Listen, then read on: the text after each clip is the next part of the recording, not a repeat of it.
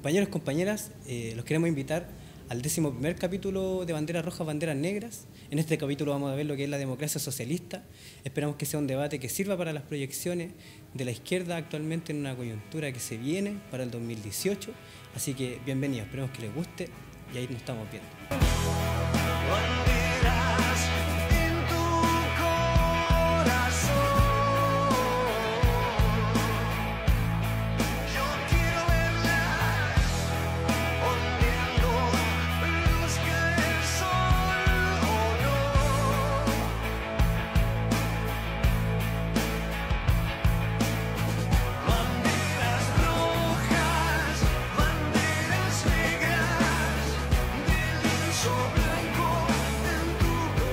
Comenzamos un nuevo capítulo de Banderas Rojas, Banderas Negras. ¿Cómo están, chiquillos? ¿Cómo les va? Karina, bien, muchas gracias. David, Francisco.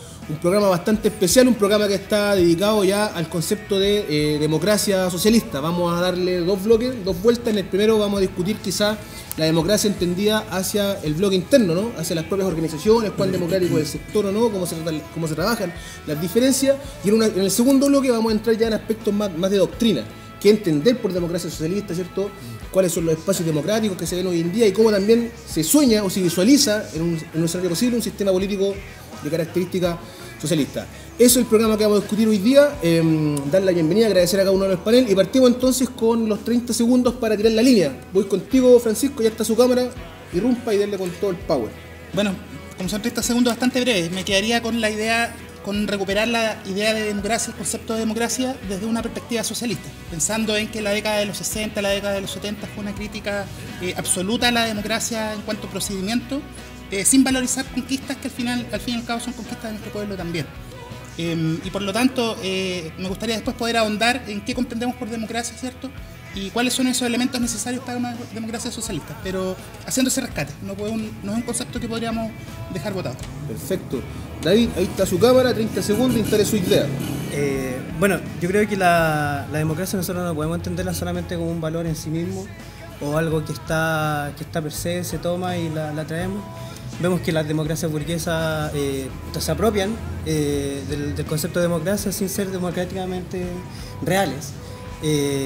Nosotros tenemos que comprender y entender que las democracias actualmente que existen alrededor del mundo, la burguesa estoy diciendo, son dictaduras, son las dictaduras de la clase burguesa por sobre el trabajo y la democracia es para ellos.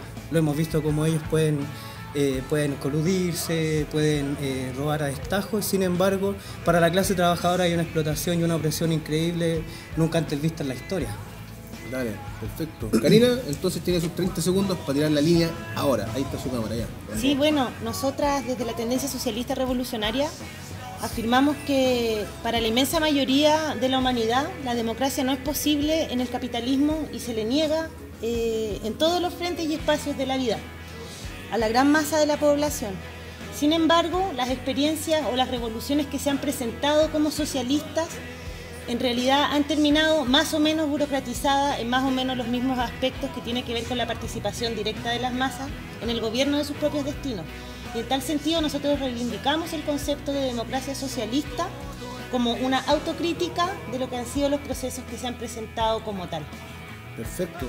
Agradecemos entonces a los compañeros, las compañeras, hermanas de clase que nos están viendo ahí por el canal de YouTube y vamos a entrar de lleno entonces ya a estar en este primer tema que les quiero instalar, que tiene que ver con el concepto como de democracia interna, ¿no? ¿Son profundamente los espacios democráticos de nuestro sector? David, ¿tienes alguna apreciación con respecto a eso?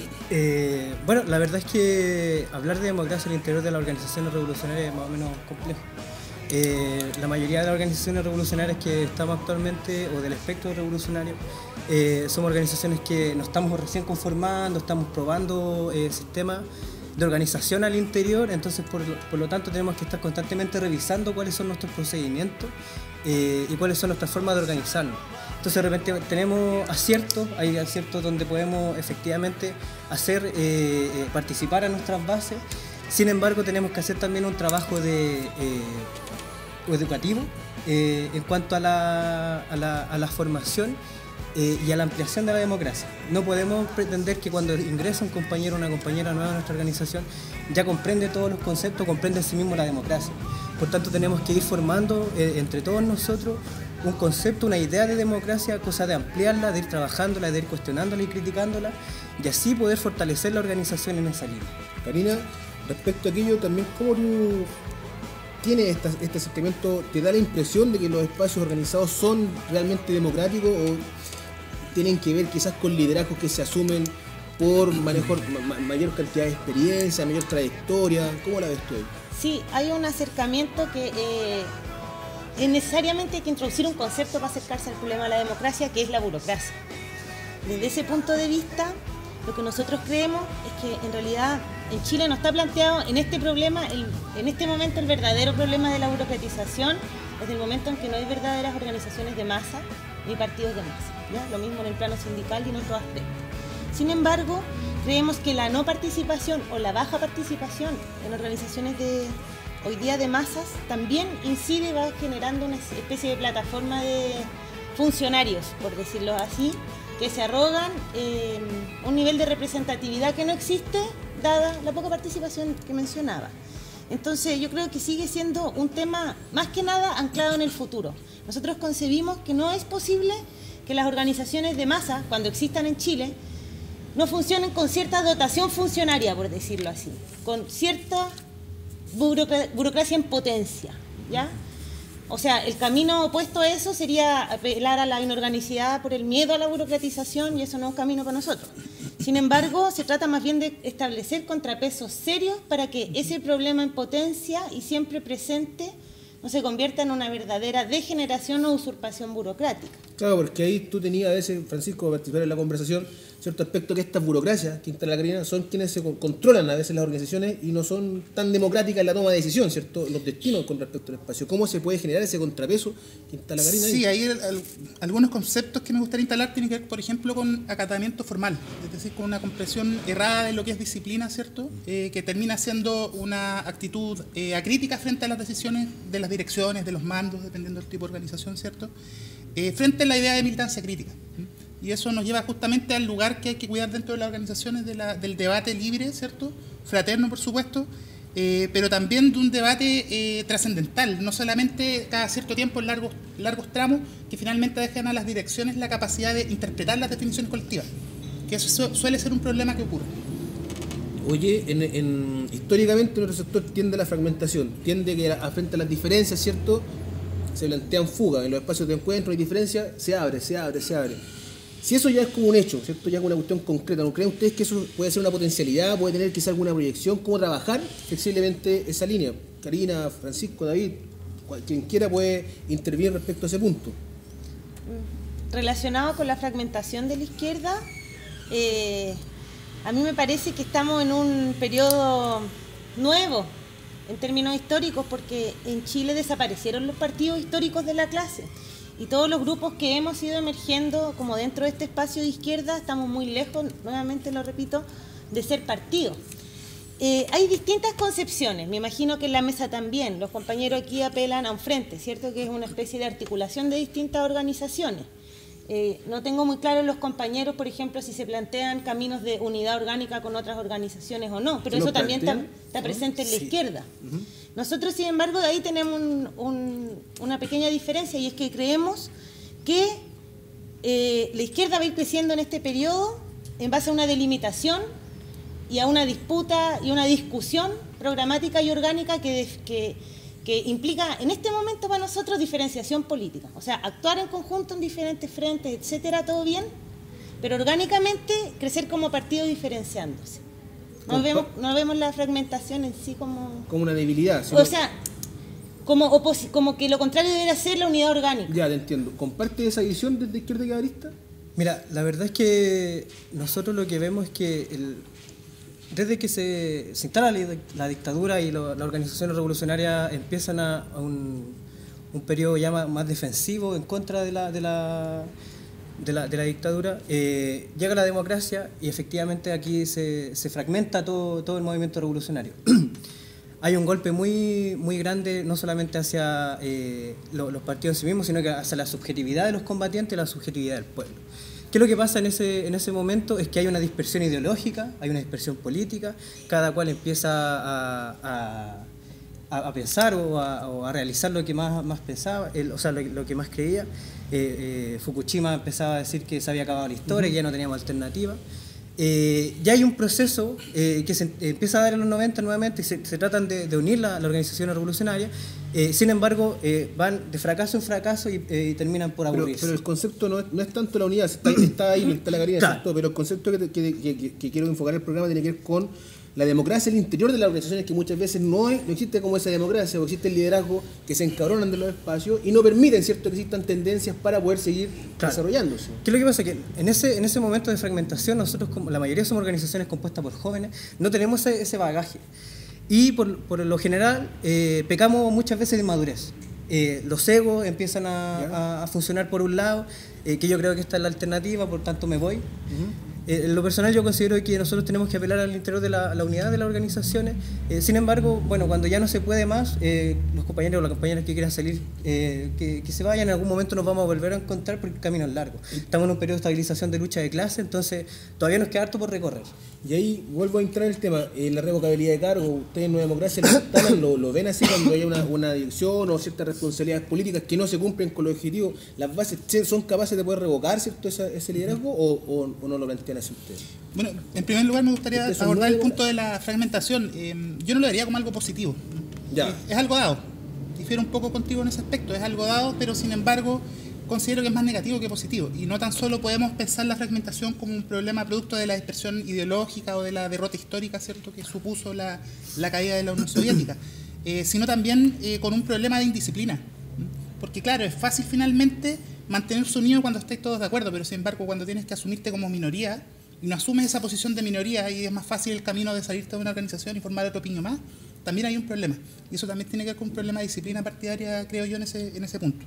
Sí, ¿es disciplina, Karina, con respecto a eso, cuando hay diferencia? Es que creo que estamos hablando en hartos niveles distintos, Sí. porque estamos hablando, por un lado, de la unidad orgánica, Ya, ese es un tema. por otro lado, de una unidad que no es orgánica, porque no se fusionan en un puro partido, por ejemplo, en el Frente Amplio, ¿cierto?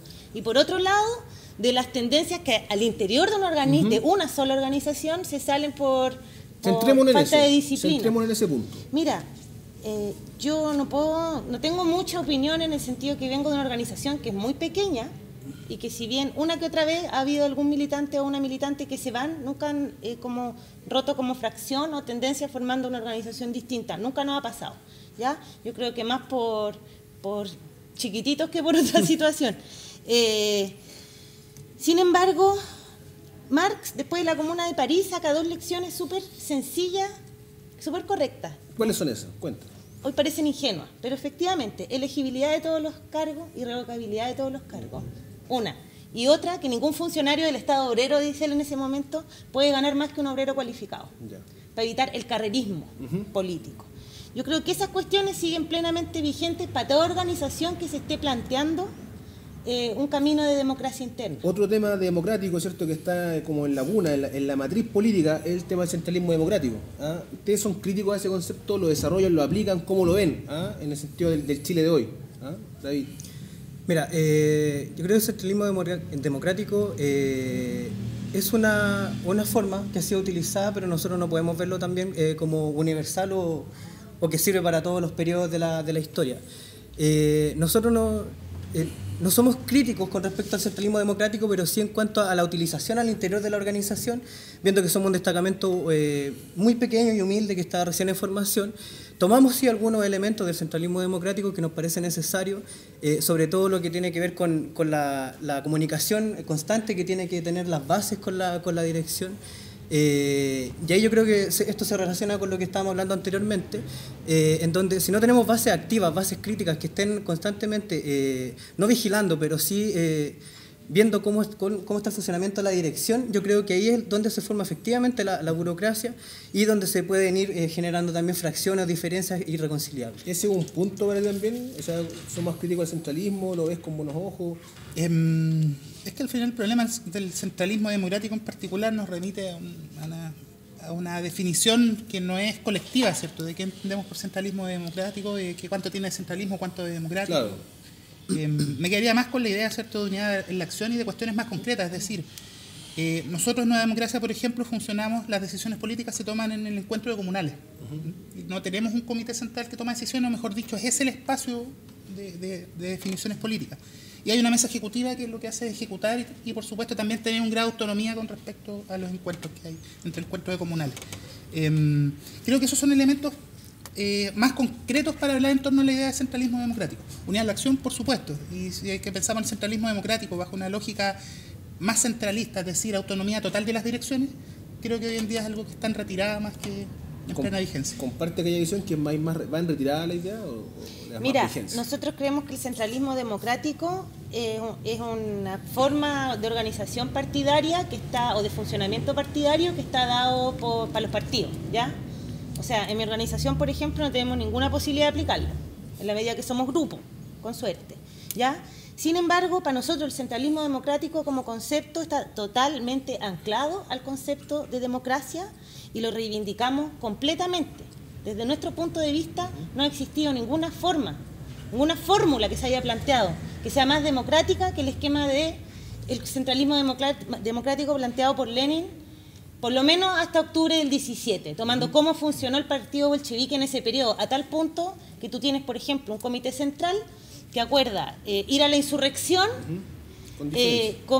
con posiciones de minoría, y esas posiciones de minoría siguieron siendo comité central después de lo de como octubre. que hay un concepto antes del poder y después del poder, exacto. como que hay un rollo con respecto al centralismo. Sí, por supuesto, y hay lecturas, como dice Francisco, respecto al centralismo democrático. Nosotros tenemos una interpretación de la teoría leninista de la organización que viene dada por discusiones del Secretariado Unificado de la Cuarta Internacional y que están expresadas en la teoría leninista de la organización de Mandel. Oye, Así lo ya leo. entrando la última fracción de este primer bloque, hay un concepto que instaló Felipe que tenía que ver con la unidad de la acción, ya pensando no simplemente unidad de la acción. Francisco, no solamente el fantasma de Felipe aparece aquí en el programa. Saluda a Felipe que nos está viendo, seguramente nos está viendo ahí. Unidad en la acción, ya en el plano por fuera, ¿cierto? De la unidad del sector, del activo, ¿no? Ustedes instalaron en la última editorial un concepto de que frente a la abstención, ¿cierto? Frente al tema electoral, había una salida por la unidad de la acción. ¿A qué se refieren con respecto a ello? Aprovecho la tribuna para decirle a los compañeros que hay líneas. Sí, bueno, nosotros como organización creemos que no es necesario hacer un llamado a la abstención. O sea, de las últimas elecciones cerca del 60% de la población no votó, y eso no fue porque alguien hizo un llamado a la acción, sino que efectivamente no hay confianza en la política actual. Entonces lo que nosotros creemos es que hay que, más allá de las elecciones, hay que continuar luchando. O sea, van a quedar cosas, va a quedar la miseria, va a quedar la represión, por tanto nosotros tenemos que seguir avanzando en la lucha. Eso tenemos que unirlo también con la unidad de la izquierda. Nosotros creemos tampoco en la unidad por la unidad, pero sí sentarnos a debatir y a discutir qué es lo que está pasando y cómo nosotros podemos ir avanzando en los puntos de acuerdo que tenemos cada organización. ¿Cómo se puede avanzar en esos puntos? Vaya a tener un 2018 marcado por una derecha que se va a entrar con todo, yo creo. ¿Ah? Más allá que tenga más poder o menos poder en el Parlamento, pero va a entrar a plantearse cierta reforma a lo que fue el gobierno de la señora Bachelet. Entonces, el 2018, ¿cómo se puede enfrentar? ¿Con unidad o con la dispersión y la derrota? ¿Cómo la vais viendo tú ahí, Francisco? Hay algunas cuestiones que me gustaría disipar primero, es decir, a veces está la idea que porque sale la derecha se radicaliza la situación, y no necesariamente es así. Un gobierno de derecha puede venir a consolidar una posición de derecha en base a una lectura más populista y no necesariamente a radicalizar las contradicciones, que es una tesis que a veces se levanta y en la que también se sostiene la idea del abstencionismo electoral. Y por otro lado está la cuestión de que finalmente uno se tiene que encontrar en las pegas particulares, o sea, territoriales, las pegas pero prácticas. no le dais sentido de urgencia entonces a aquel siglo que se viene. No hay sentido como de realmente hacer un esfuerzo, una voluntad mayor. Sí, por supuesto. O sea, yo creo que independiente si es que es después de una elección o no, siempre se tiene que dar y de forma fraterna ir encontrándose en las luchas, digamos. Más allá de las unidades por arriba, hay una unidad necesaria que tiene que ver con el respeto, ¿cierto?, en la construcción política territorial, sectorial. Entonces, etcétera. Karina, ¿entonces es posible plantearse un escenario así? ¿De unidad, de definir objetivos, de definir política o no? Pero es que basar la realidad, nuevamente. O sea, es como bien complicado plantearse, yo me voy a reunir aquí con 100 personas que vienen de distintas organizaciones y que en realidad estamos de acuerdo en que hay que defender tales puntos ante una arremetida derechista. Pero y si no existe pega real, es una declaración de intenciones. Yo creo que es súper importante encontrarse en los espacios donde se está trabajando con inserción de verdad y que desde ahí haya una especie de frente único para Parece que enfrentar esa parece que es una clave, la materialidad concreta que se tiene de incidencia en el sector, ¿no? Ahí. Claro, o sea, Sirve y es necesario que nos encontremos las organizaciones, pero también en eso, claramente, como dice la Karina, hay que tener planes o generar, o tener la intención por lo menos de generar planes de acción en conjunto, acción directa u otro, solidaridad con el pueblo mapuche, internacionalista también. Eso es lo que va, en definitiva, construyendo las confianzas para en un futuro formar tener organizaciones más unidas e incluso generar movimientos unitarios y clasistas. Ya, vale. Nos queda la última intervención. Tiene, si quiere puede hacer ejercicio de una última síntesis en este primer bloque, igual Karina. También. Lo que yo mencionaría es que igual con respecto a la unidad, que es lo que tú abordabas, también está condicionado por la capacidad de conducción y las distintas interpretaciones que tienen las distintas coyunturas. Entonces, la declaración de unidad de buenas intenciones está condicionada finalmente por las políticas que pueden ser realmente divergentes con respecto a cómo interpretar la salida frente a un conflicto determinado. Entonces, por eso de pronto la idea de unidad termina siendo más una declaración de buenas intenciones que una capacidad política práctica para abordar las coyunturas. Nos fuimos para la unidad, pero quisiera Karina que me pudiese responder la primera pregunta. ¿Tú consideras que siendo un diagnóstico, así vuelo pájaro, tampoco, pero tú crees que hay un profundo sentido democrático al interior de la organización? ¿Son profundamente democráticos? Para nada, yo creo que todavía la democracia es despreciada en muchas corrientes dentro del marxismo. O sea, las grandes preguntas que nos dejó planteado el siglo pasado al marxismo en el siglo XXI, para nosotras una de esas es la posibilidad democrática o no de un proyecto socialista en vista de todo lo que sucedió. Y sin embargo, no está en la centralidad ni programática, ni de la elaboración teórica, ni de la concepción estratégica, yo diría de la mayoría de las organizaciones de izquierda. Y eso es fatal. ¿Comparte ahí eso, no? ¿O le pone un acento distinto? Sí, es que yo creo que el tema de cómo nosotros nos vamos a configurar en cuanto a la unidad de la organización. Estoy hablando de lo democrático. ¿Hay democracia? No hay democracia. ¿Ah? ¿Somos democráticos o no somos democráticos? ¿Aceptamos la diferencia o no aceptamos la diferencia? ¿Cómo lo ves tú? Mira, es que en cuanto a la democracia, yo creo que todavía estamos en un proceso de construcción democrática. Yo creo que no es una sola línea, vamos a decir, bueno, ahora vamos a ser democráticos y eso se va a expresar de inmediato. Yo creo que tiene que haber una serie de errores que vamos a ir cayendo, retrocesos, por lo tanto.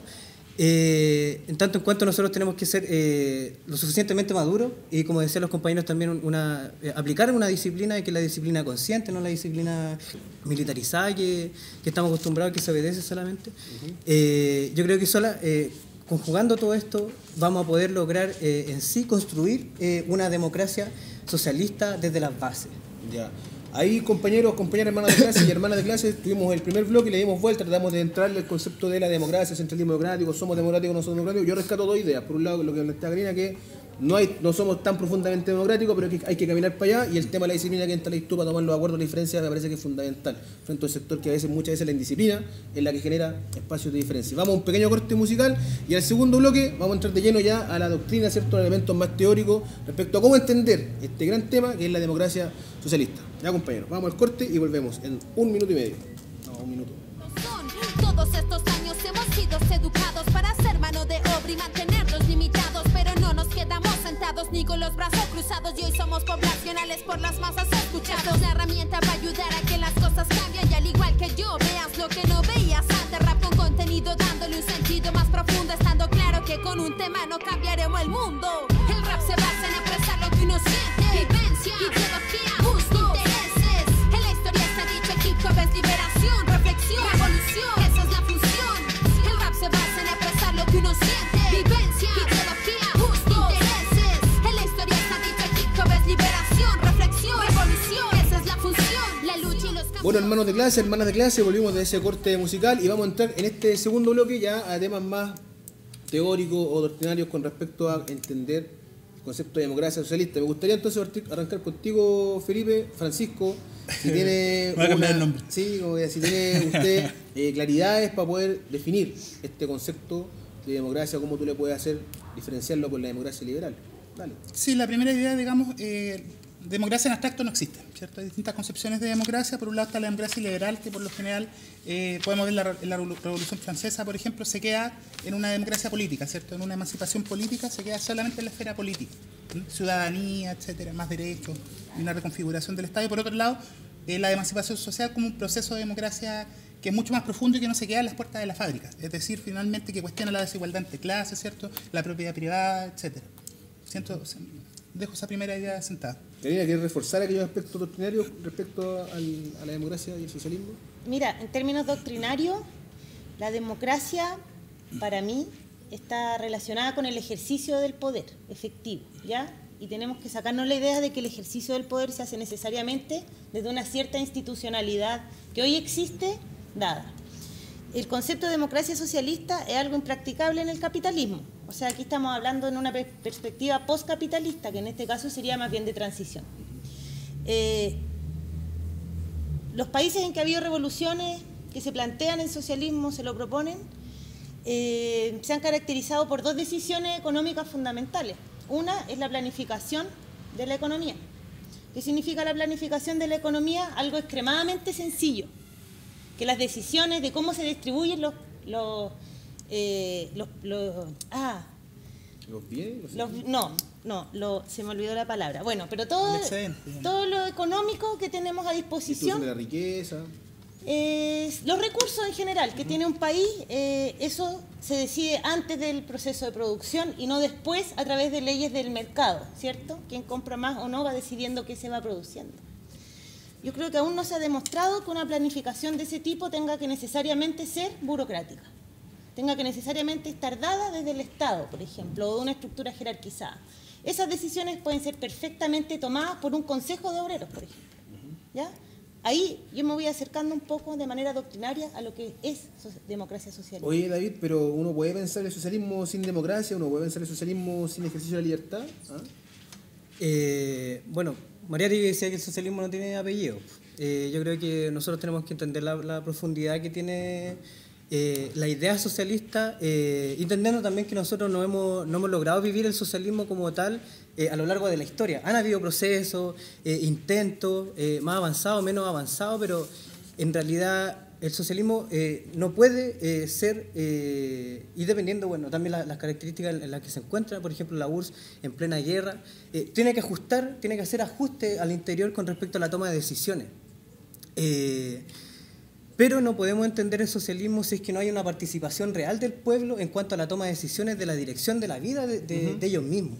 Si no hacemos partícipe al pueblo, que es por ejemplo lo que mencionaba la Karina, cuando tenemos un ejemplo claro, en el momento de la UP, claramente no había una democracia extendida ni basal.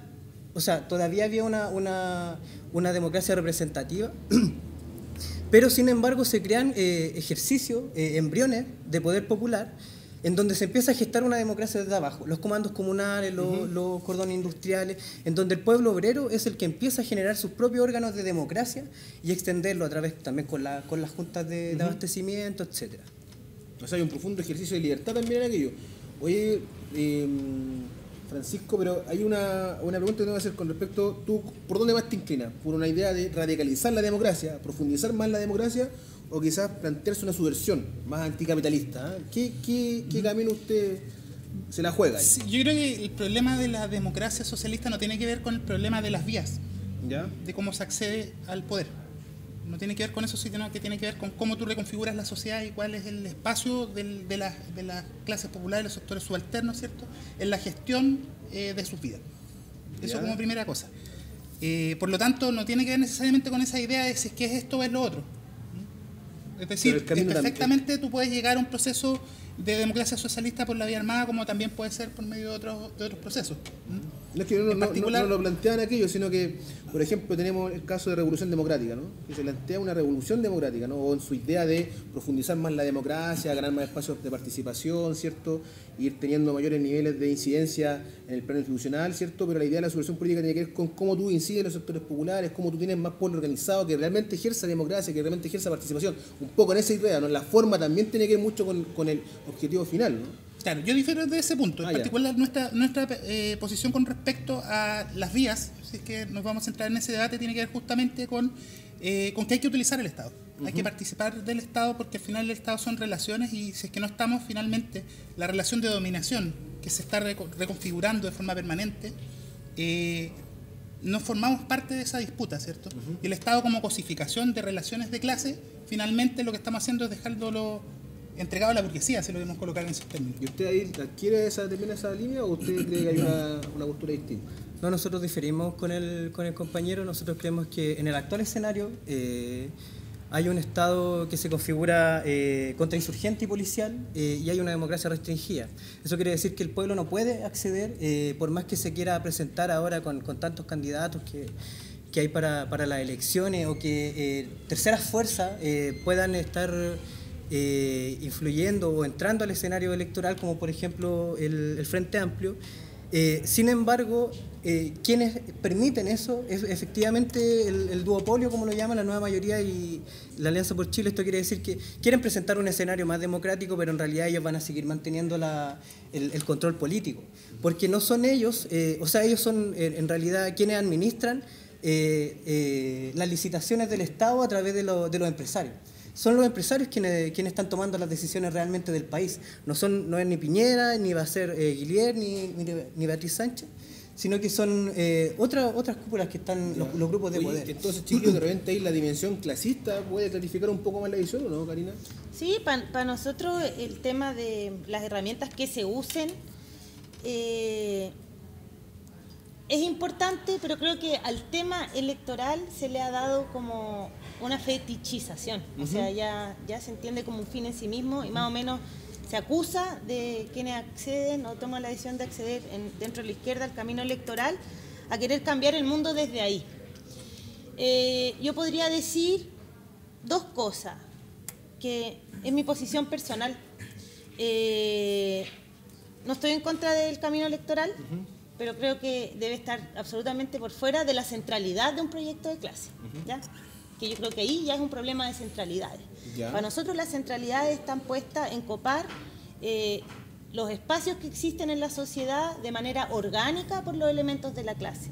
Es decir, hay un énfasis puesto en el rearme ideológico, orgánico y político de la clase trabajadora en Chile. Oye, entonces, desde esa perspectiva, ¿qué espacios democráticos, cierto, abiertos, ¿no?, de participación, de representación, ustedes consideran que son necesarios hoy día para el periodo de acumulación o la lucha anticapitalista? Nos referimos a instalar la idea de soberanía popular o la idea de los órganos de poder. ¿Cómo ustedes ven esos espacios? ¿Cómo lo van visualizando en su táctica cotidiana, cierto, de construcción de lucha? ¿Ah? ¿Qué espacio entonces hay que ir jugando hoy? Ahí, Francisco Garín. Los sindicatos, ¿Ya? por supuesto, y en general las demandas democráticas, que más allá de un espacio han tenido la dinámica de ir generando movimientos amplios con elementos de la clase trabajadora, del estudiantado o de las mujeres que permiten un ejercicio democrático. O sea, hoy día tú tienes en un movimiento como Noma FP distintos sectores políticos, no siempre necesariamente en la izquierda, porque también tenía la nueva mayoría, ¿ya? Y que pueden alinearse con una demanda democrática y coexistir con todas sus diferencias en pos de la consigna que todos abrazan en conjunto. Eso es más cercano a la democracia incluso que querer formar movimientos rojos, si se quiere. Comparte aquella visión de ahí, son esos los espacios de representación que hay que ir tomando, los espacios de participación del pueblo. Sí, hoy. yo lo abriría un poquito más también, no solamente a los sindicatos. Yo creo que también hay otros espacios de forma natural que forma el pueblo, algunos institucionalizados incluso. Nosotros no somos antiinstitucionales y también no somos puristas en cuanto al tema electoral. Sin embargo, hacemos la lectura de que hoy día no es una vía... Pero sí creemos que, por ejemplo, los espacios naturales como juntas de vecinos, federaciones de estudiantes, incluso organizaciones un poco más elementales como grupos folclóricos, clubes deportivos, son espacios donde se reúne la clase, donde quizás no hay una conformación o una discusión política profunda, pero son espacios donde también se genera y confluye el pueblo, o sea, confluyen trabajadores, estudiantes, pobladoras, y nosotros tenemos que tratar de acercarnos, como por ejemplo con las demandas del Noma FP, a generar o profundizar la conciencia de clase. Si no hay conciencia de clase no va a haber democracia o no va a haber una democracia real del pueblo. Son aquellos espacios, ustedes también los comunales desarrollan aquellos trabajos, o sea, pensando en esta idea de que el socialismo se construye, sino que tiene que ver con espacios propios de representación y de participación. ¿Vas por ahí un poco? Sí, o sea, por un lado está lo sectorial, digamos, trabajadores, movimiento estudiantil también, por supuesto, ha formado un rol de catalización importante del momento del 2011, pero también con una concepción territorial. Si es que nosotros vemos lo que ha ocurrido en Chile, han sido, como decías tú, movilizaciones que han estallado, pero también que tienen un carácter territorial y fundamentalmente regional. que es un elemento que hay que tomar en cuenta, y en lo territorial tiene que ver también con una confluencia de distintos tipos de organizaciones, ¿cierto? Y de asociaciones tanto formales, pensemos en juntas de vecinos, en sindicatos, en federaciones sindicales, como también informales, ¿cierto? Entonces también comprender el trabajo sectorial imbricado también en la construcción territorial. Oye, lo invito entonces en este segundo, la segunda parte final ya de este segundo bloque del programa del día de hoy, en ir visualizando un poco, ir planteando líneas hacia adelante. Más o menos en un escenario postcapitalista, ¿cierto? ¿Cómo ustedes van configurando o qué voladas se están pegando con un nuevo sistema político socialista, ¿cierto? Este escenario de transición, ¿cómo van viendo, cómo van imaginando estos futuros espacios de participación, de representación, de poder, finalmente? Invitarlos como en esa línea. Claro. Un primer elemento que yo difiero con el compañero, me parece que lo planteaste así, es la cuestión de la representación. ¿Ya? De hecho, Marx lo que menciona justamente es que una representación, digamos que no tiene problemas con la idea de representación y lo asemeja en la Comuna de París también, ¿cierto? Y habla de que hay una representación desde las comunas, desde los espacios comunales, ¿cierto? El problema no es la representación, sino que el problema es la capacidad de autonomía de los representantes. Y por eso está lo que mencionaba Karina, que proponen la revocabilidad de cargos, ¿cierto? O sea, más que proponer, que centra esos elementos en el análisis que hace de la Comuna de París. Por lo tanto, hay que pensar en una transición que permita la revocabilidad de cargos y que necesariamente tiene que reconfigurar el Estado. Una asamblea constituyente es un elemento que permite justamente avanzar. Karina, ¿qué otro elemento de un escenario postcapitalista, ¿cierto?, es incorporar un proyecto socialista? 3 básicos. ¿Cuál? Derecho a fracciones de manera absoluta e irrestricta dentro de un partido. Segundo, pluripartidismo de manera absoluta. Para nosotros ahí hay 2 errores políticos garrafales que se cometieron en la Unión Soviética. ¿Ya?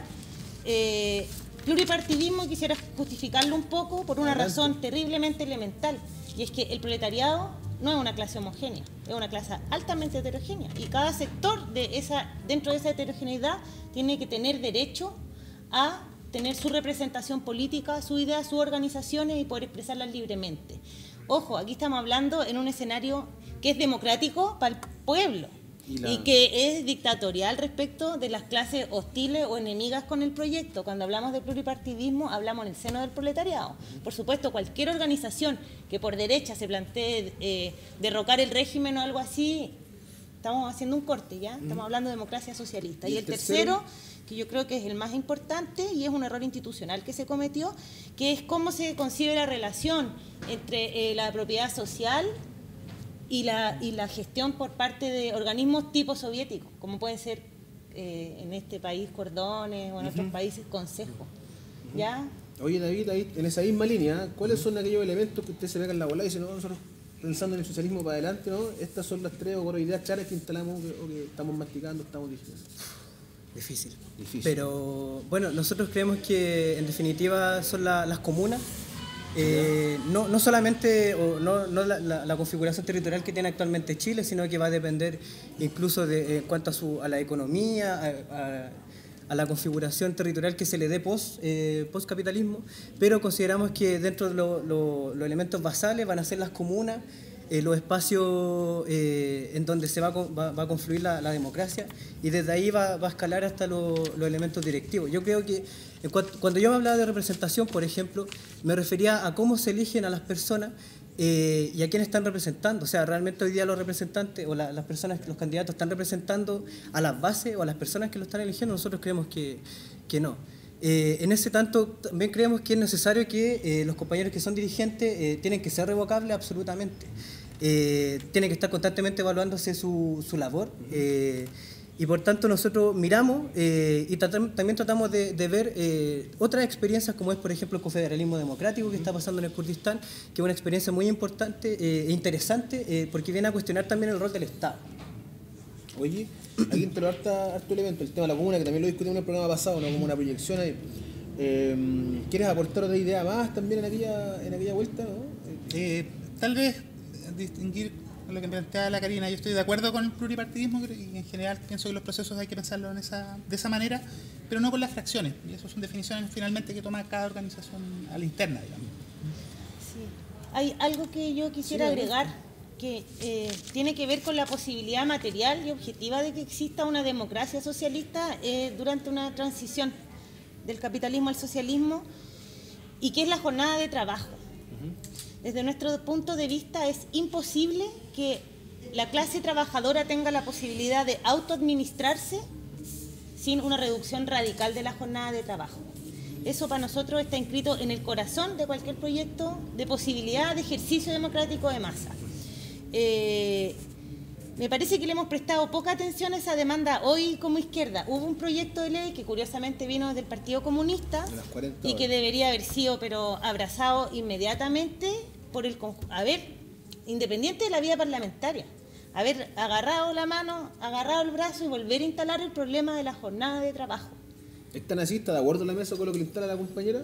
Sí, o sea, por supuesto, las 8 horas que hoy día trabajan los chilenos y las chilenas no alcanza para nada, aparte de trabajos que son muy extenuantes, que llegan solamente a la casa a descansar y tratar de descansar lo más posible para el siguiente día. El pique de ida y el pique de vuelta, o sea, estáis hablando del 80% del día. Por lo menos son de 10, 12 horas que está el pueblo en el trabajo. Hoy entonces, haciendo algún elemento de síntesis, esta idea de sufragio también, ¿ustedes la ven como parte de la democracia socialista? ¿Es parte de? ¿Los cabildos son parte de un concepto de democracia socialista? ¿Lo van viendo así ustedes, no? También marcaría alguna diferencia, a veces se plantea la idea de democracia socialista homologándola a democracia directa. Ya. Claro, en los espacios locales eso es posible, pero sin embargo la representación es necesaria cuando lo piensas a nivel nacional. Por lo tanto, tiene que ser una conjugación entre democracia directa y también democracia representativa con revocabilidad, ¿cierto? Con lo que estábamos mencionando. No es oposición la democracia directa a la democracia representativa bajo esos términos. ¿Cómo se puede combatir la burocracia en esos espacios cuando tú estás en un escenario postcapitalista, ¿no? Está la misma burocracia dentro del partido? ¿Cómo se puede generar aquella bola? ¿Cómo se Yo planteé dos cosas, derecho a fracciones y pluripartidismo, súper concreta, eso en el plano únicamente orgánico de partidos. Ahora hay otras medidas que son de corte económico y hay una que es más fundamental, que es el carácter internacional de la revolución también. O sea, la pasividad política del proletariado es la base fundamental de la burocracia. Entonces, en realidad, el combate, en términos de principio, es incorporar permanentemente y dinamizar permanentemente la politización y la participación de amplias capas. ¿Cuál es la forma orgánica concreta que eso adquiere? No lo podemos saber, ni de antemano determinar. Pero sí sabemos, más o menos por la experiencia histórica, que tiene que ver con ciertos órganos que logran administrar a nivel de producción ciertas cuestiones, a nivel de vivienda ciertas cuestiones, y que por supuesto, y ahí coincido con Francisco, a nivel de estructura nacional, por decirlo así, sí requiere poderes del Estado, porque estamos hablando que no ha habido extinción del Estado, estamos hablando apenas de una transición. Y en ese sentido yo también concuerdo con la idea de un órgano legislativo unicameral que no esté separado tampoco del Poder Ejecutivo, por supuesto. Hay un tema. Oye, ya vamos entrando en la parte final, chiquillos, entonces quiero darle esta idea para que si se les quedó algún concepto dando vueltas, se les quedó alguna idea que está ahí, ustedes sean el momento de poder instalarla y darle cierre final a este capítulo del día de hoy, donde estamos debatiendo, conversando, reflexionando políticamente a partir del concepto de democracia socialista. David, voy a darle contigo entonces para que pueda dar su última intervención. Yo pondría como ejemplo lo que estábamos hablando anteriormente, que es muy poco conocido, es cómo se organiza Cuba con respecto a su forma política de funcionamiento, en donde, por ejemplo, los representantes se eligen de forma basal. O sea, no es un candidato el que dice yo los puedo representar a ustedes, sino que efectivamente la comunidad la que dice este es el compañero o la compañera que mejor puede desempeñar esa tarea. Algo similar con las críticas o las diferencias que nosotros podamos tener con el proceso venezolano, pasa algo similar, en donde es el pueblo de forma local el que toma la construcción y la administración de sus localidades, y obviamente eso está parado del Estado. Si no hay un Estado fuerte que pueda dar cabida o permitir que se desarrolle ese tipo de democracia a esos niveles que acá no lo hemos conocido nunca, es vital que pueda haber una conjunción entre la sociedad civil, por decirlo de alguna forma, y los compañeros y compañeras que están en los poderes del Estado. Karina, ¿tiene entonces para dar su cierre? Sí, discrepo un poco con el compañero, porque ese régimen funciona sobre la base de un partido único estatuido institucionalmente en Cuba y casi por la vía de lo hecho en Venezuela para la izquierda. Yo me quedaría con la siguiente idea y el siguiente mensaje: la centralidad de que la izquierda vaya asumiendo el problema de la democracia en el proyecto que se plantea como algo estratégico, porque si no, lo contrario es fracaso del proyecto, porque lo hemos visto ya. Y para la actualidad me quedaría con la idea de prefigurar, es decir, cómo vamos haciendo carne hoy una serie de medidas que vayan garantizando un futuro de ejercicio democrático, por lo menos, en nuestras organizaciones, por pequeñas que sean. Perfecto. Francisco, entonces, Sí, distinguiría también el proceso venezolano con el cubano. En el caso del proceso cubano, también es un proceso que ha estado bajo un asedio permanente, que es algo que hay que tener en cuenta a la hora de evaluar la democracia que tiene, ¿cierto? Y también, por supuesto, eso ha tenido condicionamientos autoritarios producto del bloqueo, etcétera, que nosotros sabemos, ¿cierto? Sin embargo, creo que es un proceso que hay que defender, ¿cierto? Y que responde también a esa materialidad que fue adquiriendo el Estado producto de los condicionamientos que vivía producto del asedio norteamericano. Por lo tanto, no soy menos crítico con respecto a Cuba. Y en el caso de Venezuela, tiene muchas complejidades, porque más que un Estado socialista, yo hablaría de un Estado con mucha menor transición que el caso del cubano, más similar a un régimen parlamentario liberal normal, ¿cierto?, que al caso cubano, ¿cierto?, que la democracia parte desde los CR, de los órganos basales, en donde sí hay candidatos, pero que no hacen campaña, ¿cierto? Se proponen, ¿cierto?, y aparece la hoja de votación con una breve biografía de cada uno de los compañeros y compañeras. Y desde ahí van tirando para arriba. Bueno, humildemente fue el programa del día de hoy. Agradezco la presencia de David, ¿cierto?, Izquierda Cabrista, Karina de la Tendencia, ¿cierto?, y usted, Francisco, de la Nueva Democracia. Capítulo número 12, último de la temporada, va a ser un análisis en función de lo electoral. Ya vamos a estar con los resultados en la mesa, ¿cierto? Ustedes van a tener ahí algún triunfo o derrota, no sabemos, ¿cierto? Pero vamos a estar invitados a ese último capítulo de la temporada del día de hoy. Agradecer la participación de ustedes, la cantidad de comentarios que me hacen en el canal de YouTube. Así que nada, pues dejarlos invitados para el próximo capítulo y que estén muy bien. Nos vemos y adelante con toda la fuerza de la historia para poder llevar adelante un proceso de transformación radical a esta sociedad que nos oprime día a día. Que estén muy bien, compañeros.